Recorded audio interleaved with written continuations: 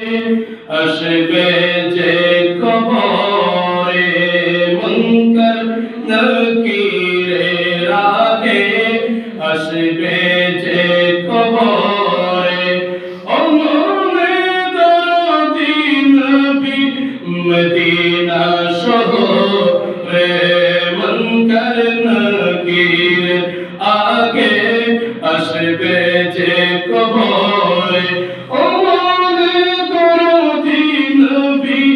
Medina শহরে সালাতুল ইয়া সালামুল ইয়া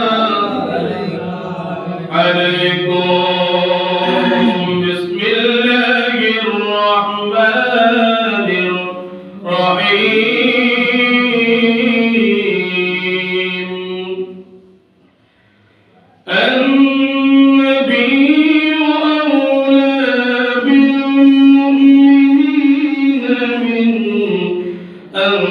أنفسهم وأزواجهم أمهاتهم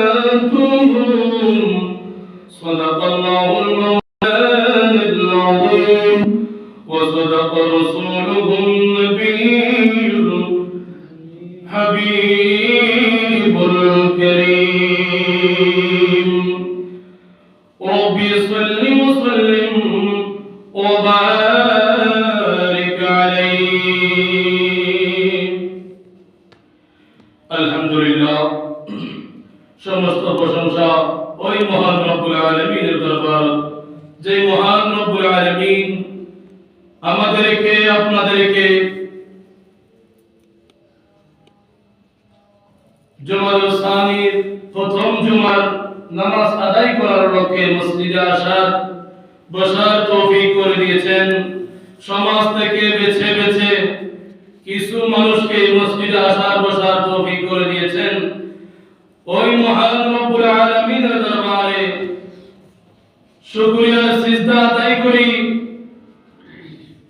যে মাওলা আমাদেরকে মসজিদে আসার বসার আলাইহির রহমানির রহিম।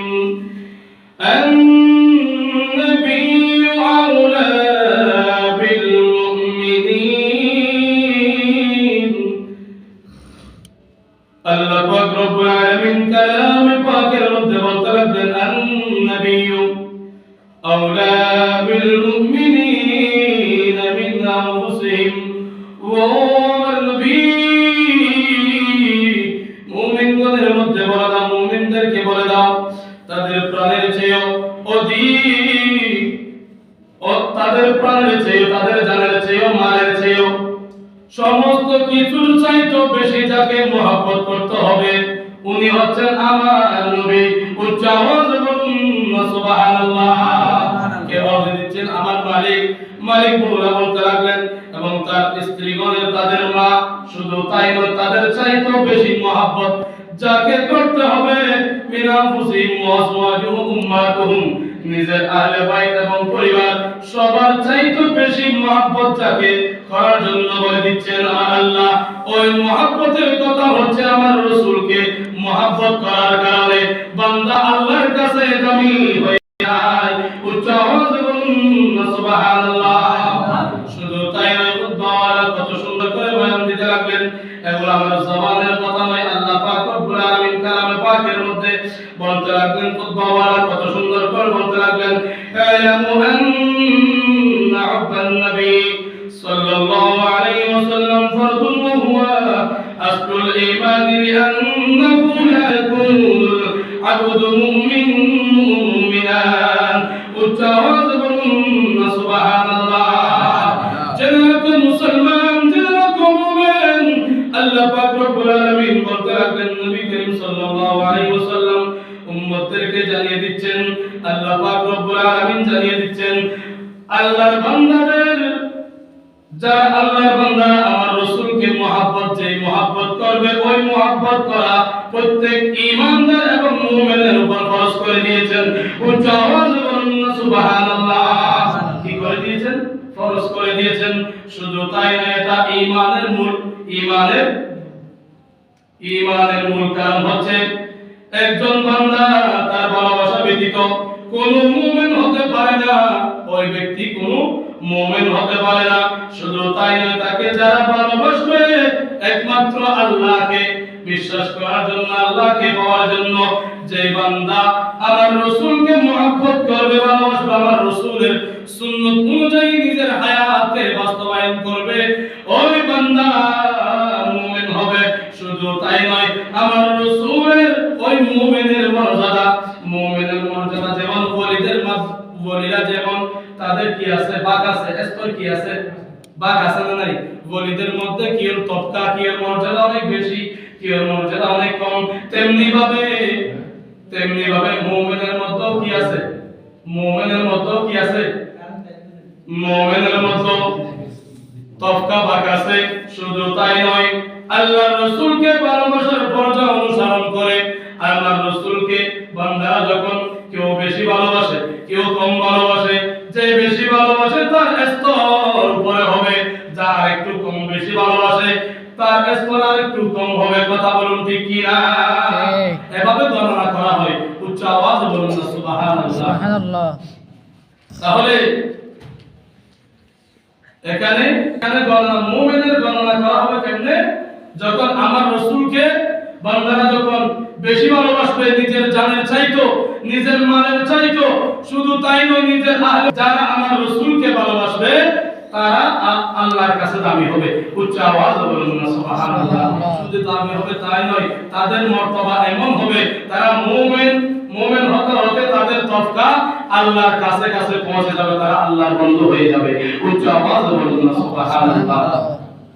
শুধু তাই নয়, খুতবার মধ্যে বলতে লাগলেন, আমার রাসূল পাক সাল্লাল্লাহু তাআলা আলাইহি ওয়াসাল্লাম হাদিসে পাকের মধ্যে ঘোষণা করে দিলেন, আনাস রাসূলুল্লাহ সাল্লাল্লাহু আলাইহি ওয়াসাল্লাম قال لا يؤمن أحدكم حتى أكون أحب إليه من والده وولده والناس أجمعين.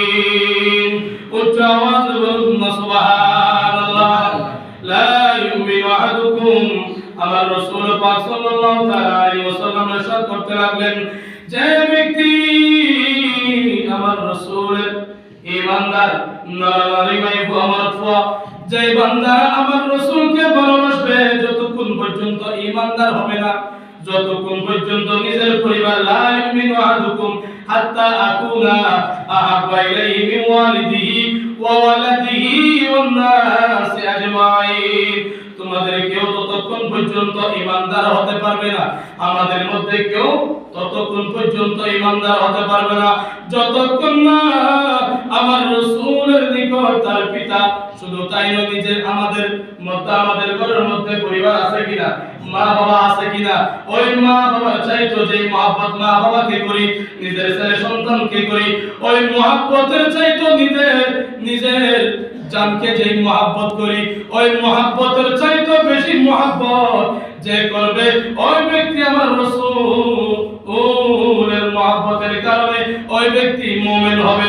না হলে ওই ব্যক্তি মুমিন দাবি করতে পারবে না, ওই ব্যক্তি মুমিন হিসাবে গণনার মধ্যে পড়বে না। সেই জন্য আমার রাসূল বলতে লাগলেন, ওয়া ওয়ালাদিহি ওয়ান নাসি আজমাইন, যারা নিজের সন্তান এবং পরিবারের চাইতো সকল মহব্বতের চাইতো বেশি অধিক প্রিয় আমার রাসূলকে মহব্বত করে না, তারা মুমিন হতে পারে না। যতক্ষণ তার চাইতো বেশি মহব্বত করবে, তখন সাথে সাথে মুমিন হিসাবে গণনা করা হবে। উচ্চ আওয়াজে বলুন না সুবহানাল্লাহ। শুধু তাই নয়, সালাসাতুন মান কুন্না ফীহি ওয়াজাদা হালাওয়াতাল ঈমানি আইয়াকুনা আল্লাহু ওয়া রাসূলুহু আহাব্বা ইলাইহি মিম্মা সাওয়াহুমা। হযরত আনাস রাদিয়াল্লাহু তাআলা আমার রাসূল থেকে বর্ণনা করতে লাগলেন, আমার রাসূল পাক সাল্লাল্লাহু আলাইহি ওয়াসাল্লাম আমার রাসূলের নবুয়তের জবানে ঘোষণা করতে লাগলেন, সালাসাতুন মান কুন্না, সালাসাতুন, আমার রাসূল পাক সাল্লাল্লাহু আলাইহি ওয়াসাল্লাম ইরশাদ করেছেন, তিনটি গুণ যার মধ্যে রয়েছে। কয়টি গুণ বললাম? তিনটি গুণ, যার মধ্যে যে আল্লাহর বান্দা আমার উম্মতের মধ্যে রয়েছে, তার